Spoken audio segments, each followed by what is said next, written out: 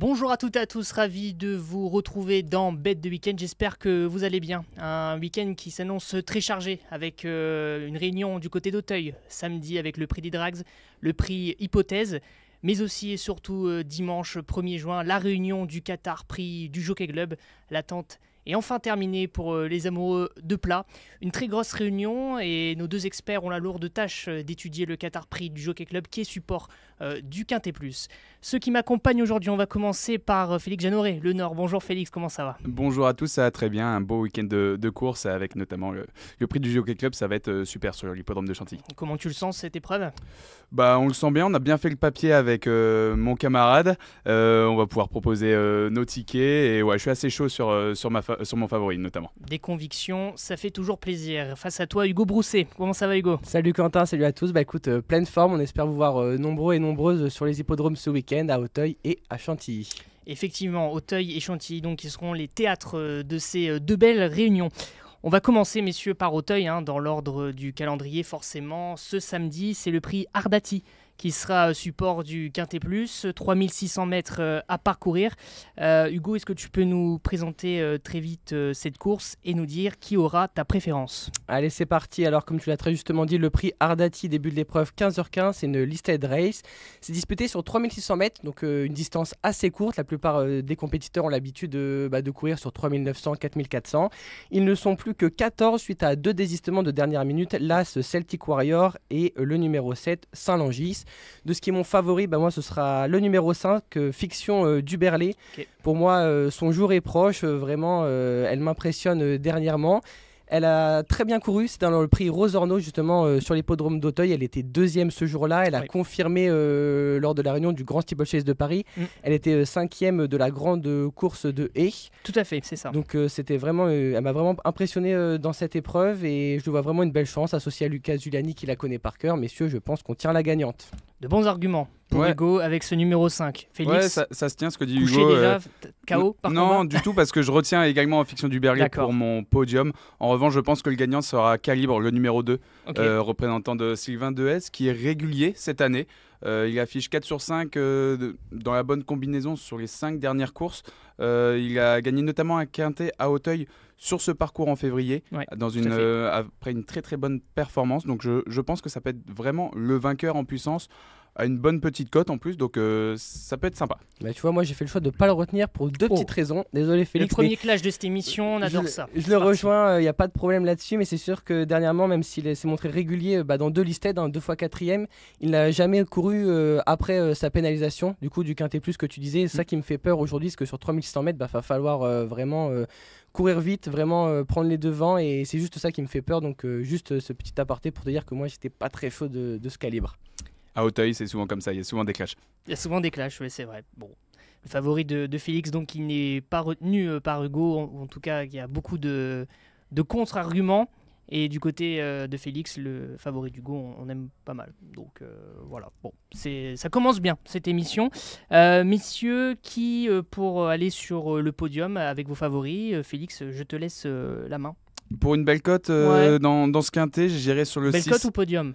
Pour le podium, j'irai plutôt sur podium. Je l'ai dit, Fiction Duberlet, je retiens également, et le numéro 14, Just for Win, qui est encore tout neuf. Il n'a que 5 courses au compteur. Il n'a jamais couru sur 6 cours, mais son entourage n'est pas du tout inquiet pour ça.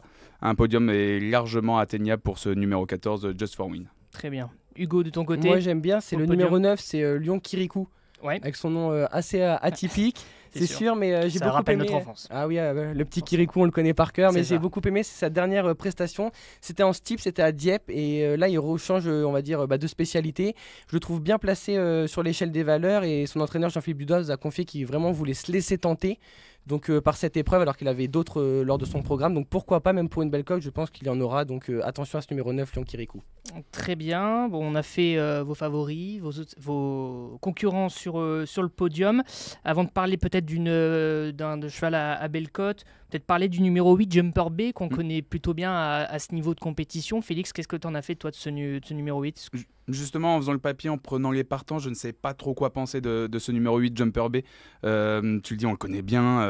Il a gagné sur ce parcours des 3600 mètres en novembre dernier, mais depuis, je trouve qu'il souffle le chaud et le froid. Ah oui. Bonne performance, moins bonne. On le voit à sa musique. Hein, de toute Comme dit Félix, ça m'inquiète, j'ai l'impression qu'il l'a pas retenu. Si, j'ai retenu parce que je pense qu'on peut pas faire 100 quand même.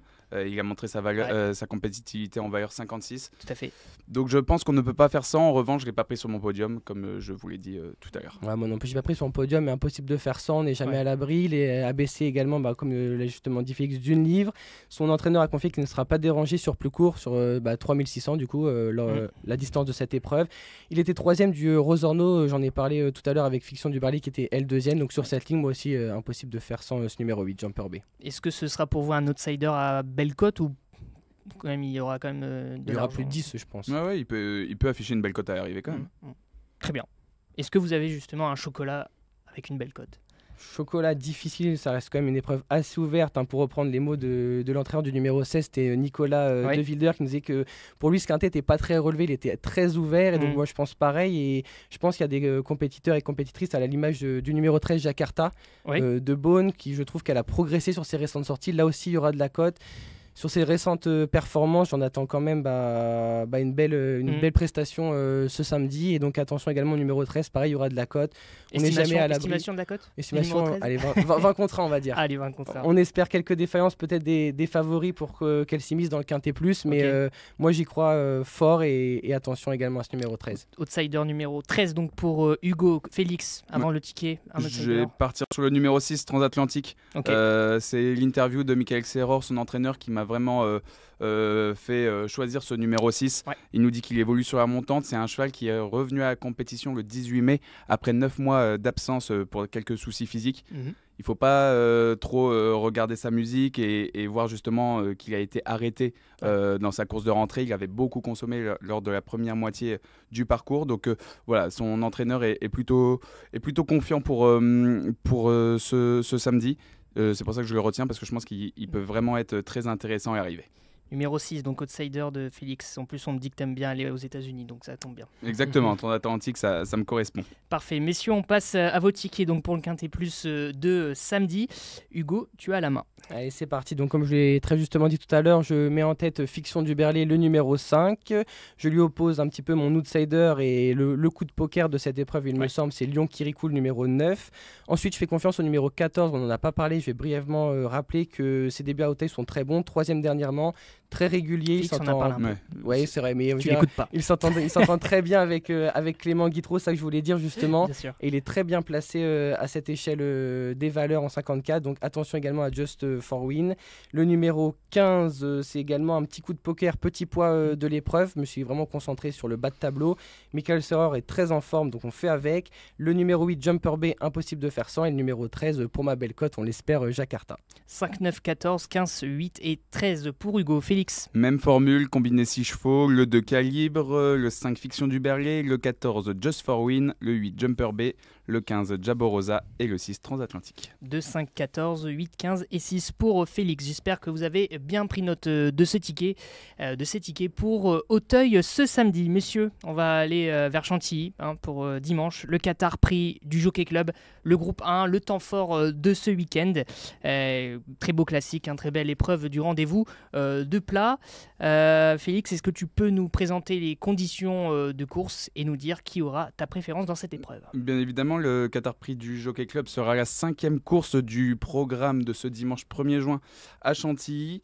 Ils seront 18 au départ, 18 chevaux de 3 ans, poulains de 3 ans, à s'élancer sur les 2100 mètres de l'hippodrome de Chantilly. Il y aura une tirelire exceptionnelle d'1 million d'euros pas mal pour l'événement. C'est bien de le rappeler. Ton préféré donc? Alors pour mon préféré, j'ai décidé de partir sur le 17 Siniléo. C'est un cheval qui a été supplémenté par son entraînement, celui d'André Fabre. Il a été brillant pour ses débuts à Chantilly.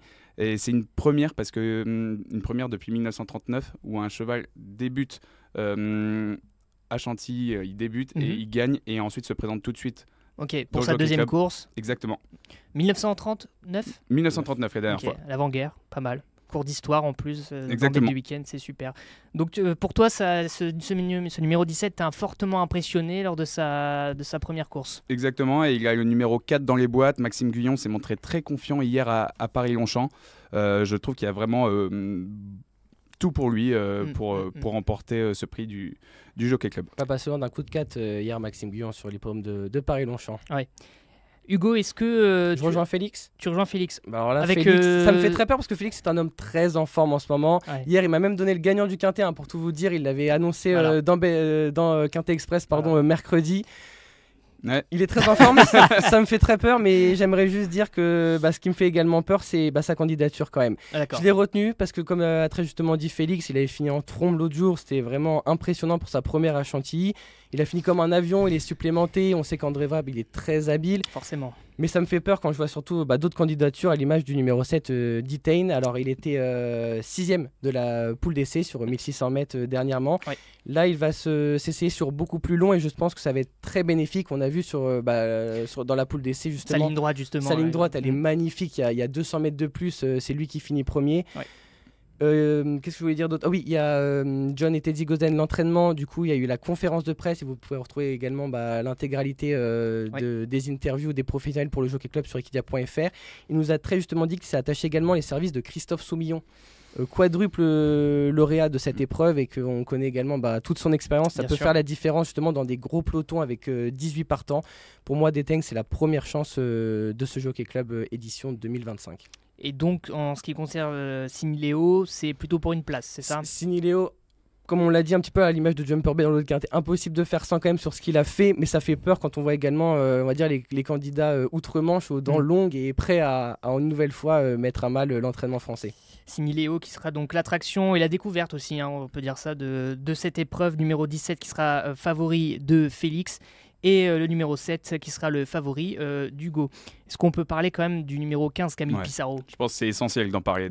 Forcément. Le favori logique un qui petit peu pour moi de sera le épreuve. favori des turfistes, mais qui présente quand même pas mal d'atouts dans son jeu. 3e de la poule d'essai des poulains. Félix, Camille Pissarro, dans ton ticket forcément. Bien sûr, c'est la base de la course. Camille Pissarro, il a gagné le prix Jean-Luc Lagardère à 2 ans. Ouais. Et j'ai justement assisté à la conférence de presse d'Aidan O'Brien qui disait qu'à la sortie de la course, Christophe Soumillon avait dit que c'était un cheval de Jockey Club. Aidan O'Brien en était un peu moins certain. Mais vu que Christophe Soumillon était chaud pour le Jockey Club, et il s'est dit il faut l'engager. Est-ce qu'il l'a dit pourquoi il n'était pas certain, O'Brien? Par rapport à la distance, justement. Et Christophe Soumillon a dit vraiment que c'était un cheval de Jockey Club. Aidan O'Brien nous dit également qu'il n'a pas encore montré son vrai potentiel.